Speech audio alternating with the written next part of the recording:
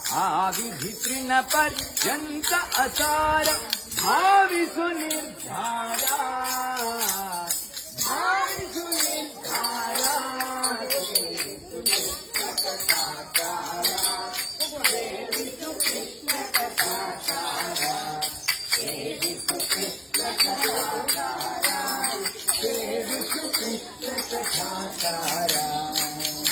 ನಮಸ್ಕಾರ, ನಾನು ಮಂಜುನಾಥ್ ಕಾಮತ್. ನಾನೀಗ ಉಡುಪಿ ಶ್ರೀಕೃಷ್ಣ ಮಠದ ಸಮೀಪದಲ್ಲೇ ಇರುವಂತಹ ಸಾಧ್ವಿ ಮಾಧ್ವಿ ಪಾಠಶಾಲದಲ್ಲಿದ್ದೇನೆ. ಸೊ ಇವತ್ತು ಈ ರಥಬೀದಿಯನ್ನು ಸುತ್ತಾಡುವಾಗ ಒಂದು ಬಹಳ ಕುತೂಹಲದ ವಿಷಯವನ್ನು ನೋಡಿದೆ.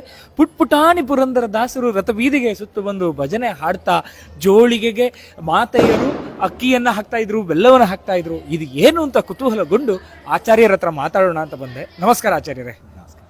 ಇವತ್ತಿನ ಈ ಪುಟ್ಪುಟಾಣಿಗಳು ಬೇರೆ ಬೇರೆ ರೀತಿಯಾದಂತಹ ಬಟ್ಟೆಯನ್ನ, ಸಾಂಪ್ರದಾಯಿಕ ಬಟ್ಟೆಯನ್ನ ಹಾಕೊಂಡು ರಥಬೀದಿಯನ್ನು ಸುತ್ತ ಬರ್ತಾ ಇದ್ರು, ಭಜನೆ ಹಾಡ್ತಾ ಇದ್ರು. ಸೊ ಇದರ ವಿಶೇಷ ಏನು? ಬಟ್ಟೆ ಇವತ್ತು ವಿಶೇಷವಾಗಿ ಪುಷ್ಯ ಬಹುಳ ಅಮಾವಾಸ್ಯೆ, ಪುರಂದರದಾಸರ ಆರಾಧನೆಯ ದಿವಸ. ಅವರು ನವಕೋಟಿ ನಾರಾಯಣ.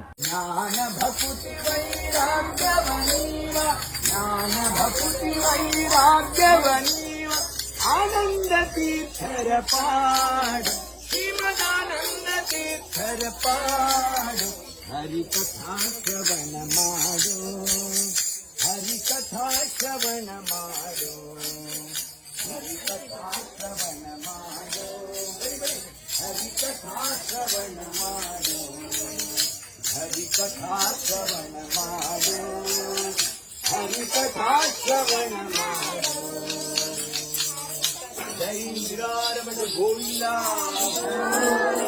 ಒಂದು ಬ್ರಾಹ್ಮಣ ತನ್ನ ವಟುವಿಗೆ, ತನ್ನ ಮಗನಿಗೆ ಒಂದು ಉಪನಯನ ಮಾಡಬೇಕು ಎಂಬ ನಿಮಿತ್ತದಿಂದ ಬಂದು ಅವರು ಕೇಳಿದಾಗ, ನಾಳೆ ಬಾ, ಗುರುವಾರ ಬಂದರೆ ನಾಳೆ ಬಾ, ಶುಕ್ರವಾರ ಲಕ್ಷ್ಮೀ ದಿವಸ ಒಂದು ಕಾಸು ಬಿಟ್ಟರೆ ಕೆಟ್ಟ ಭವಿಷ್ಯ ಇಲ್ಲಾದರೂ ಉಂಟೇ, ನಾಳೆ ಬಾ, ಶನಿವಾರ ಆಂಜನೇಯ ದಿವಸ ನಾಳೆ ಬಾ, ಹೀಗೆ ನಾಳೆ ಬಾ ಎನ್ನುತ್ತಾ ತಿಂಗಳಾರರ ತನಕ ಮಂಗಳಮೂರ್ತಿಯಾದ ರಂಗನನ್ನು ಅಂಗಡಿಯ ಅಂಗಳದಲ್ಲಿ ಅಲೆದೆಲೆದು ಬೇಸತ್ತು ಭಾರಿ ದುಬಾರಿ ಮಾಡಿದ್ದಾರೆ. ಆದರೆ ಭಗವಂತ ಸುಮ್ಮನಿರಲಿಲ್ಲ. ನೇರವಾಗಿ ಅವರ ಮನೆಗೆ ಬಂದ. ಆ ಪತ್ನಿ ಅತ್ಯಂತವಾದ ಸರಸ್ವತಿ ಬಾಯಿ ಅಂತ ಅವಳು ಪೂಜಾ ನಿರತಲಾಗಿದ್ದಾಗ ಟಕ್ ಟಕ್ ಎಂದು ಬಾಗಿಲು ತೆರೆದು ಸದ್ದಾಗುತ್ತೆ. ಕರೆದದ್ದು ಕಾಂದಾಗ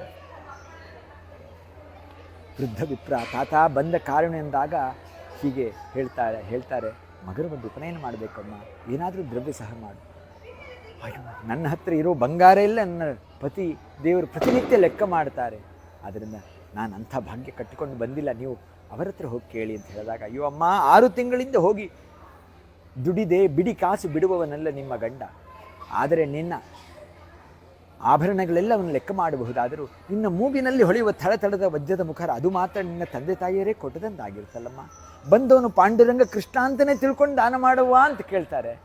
ಆಗ ಅವಳು ಒಳಗೆ ಹೋಗ್ತಾಳೆ, ಅಯ್ಯೋ ರಾಮ, ಪಾಂಡುರಂಗ ಏನಾದರೂ ಅವ್ರಿಗೆ ಗೊತ್ತಾದರೆ ಏನು, ಆದರೂ ಭಗವಂತನ ಆ ಒಂದು ಪ್ರೇರಣೆ ಅಂತ ಹೇಳಿ ಹೋಗಿ ಕೊಟ್ಟು ಬಿಡ್ತಾಳೆ. ಸಾರಿ ಭಜಿಸಿರೋ ರಾಯರಂಗ್ರಿಯ ಜಯ ರಾಯರಂಗ್ರಿಯ,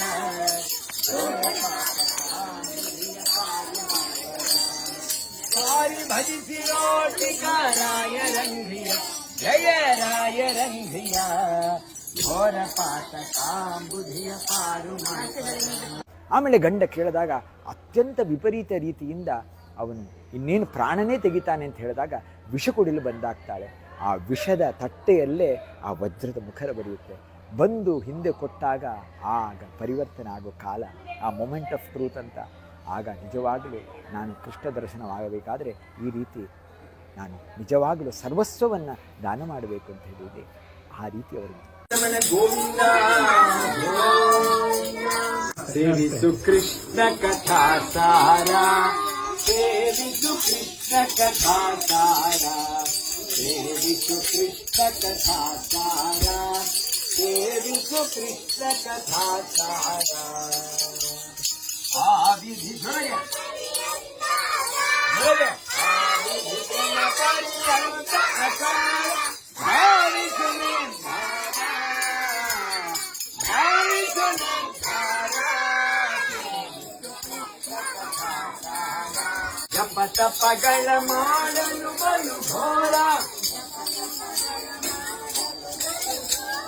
ಗುಪ್ಪಿತ ಚಮತ್ಕಾರ, ಗುಪ್ಪಿತ ಚಮತ್ಕಾರ ಸೇವಿಸು ಕೃಷ್ಣ ಕಥಾ ಸಾರ ಸೇವಿಸು ಕೃಷ್ಣ ಕಥಾ ಸಾರ.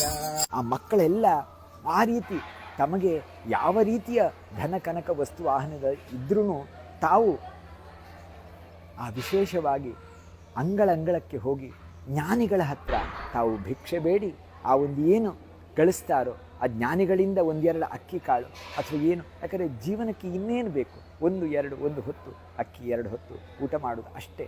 ಆದ್ದರಿಂದ ತಾವು ಯಾವ ರೀತಿ ಪುರಂದರದಾಸರು ನಮಗೆ ದಾರಿ ತೋರಿಸ್ಕೊಟ್ರೋ ಆ ರೀತಿ ಅವರು ಅಷ್ಟಮಠದಲ್ಲಿ ಹೋಗಿ ಒಂದು 4-5 ಮಠ ಆದ್ರೂ ಕೆಲವು ಮಠಗಳ ಎಷ್ಟೊತ್ತಾಗುತ್ತೋ ಹೋಗಿ 4 ಯಾಯಿವಾರ ಅಂತ ಹೇಳಿ ಅದಕ್ಕೆ ಕ್ರಮ, ಅದರಲ್ಲಿ ಅವರು ಅಕ್ಕಿ ಕಾಳು ಇದನ್ನು ಹಾಕ್ಕೊಂಡು ಬರೋದು ಅಂತ ಒಂದು ಕಾರ್ಯಕ್ರಮ. ವಿಶೇಷವಾಗಿ ಇಲ್ಲಿಯ ಕ್ಷೇತ್ರ ಸ್ವಾಮಿ ಅನಂತಾಸನ ದೇವರು ಮತ್ತು ಗೋಪಾಲಕೃಷ್ಣ ದೇವರು ಅವರನ್ನು ಪ್ರಾರ್ಥನೆ ಮಾಡಿ ಬರೋದು ಅಂತ ಆ ರೀತಿ ಆ ದೃಷ್ಟಿಯಿಂದ ಇವತ್ತೆಲ್ಲ ಮಕ್ಕಳು ವಿಶೇಷವಾಗಿ ಬಂದಿದ್ದಾರೆ. ಅದಲ್ಲದೆ ಅವ್ರು ಕಲ್ತಿರೋ ಹರಿದಾಸ ಸಾಹಿತ್ಯ ಹಾಡುಗಳನ್ನೆಲ್ಲ ದೇವರಿಗೆ ಒಪ್ಪಿಸ್ಬೇಕಾಗಿತ್ತು. ಇವತ್ತು ಅವರೆಲ್ಲ ಮಕ್ಕಳು ತಾವಾಗೇ ತಾವು ನಾನು ಇದು ಹೇಳ್ತೀನಿ ಅಂತ ಹೇಳಿ ತಾವೇ ಎಲ್ಲ ಒಪ್ಪಿಸಿದ್ರು. ಅದೇ ಇವತ್ತಿನ ವಿಶೇಷ. ಶ್ಯಾಮಧಾಮ ಭವಧಾಮ ಕ್ಷೇಮ ಶ್ಯಾಮ ಭವಾಭಿಯಲೇ ಶ್ಯಾಮಧಾಮ ಭವಧಾಮ ಕ್ಷೇಮ ಶ್ಯಾಮ ಭವಾಭಿಯಲೇ ಕಾಮದಾಹ ಸತಕಲಿ ಕಾಮದಾಹ ಸತಕಲಿ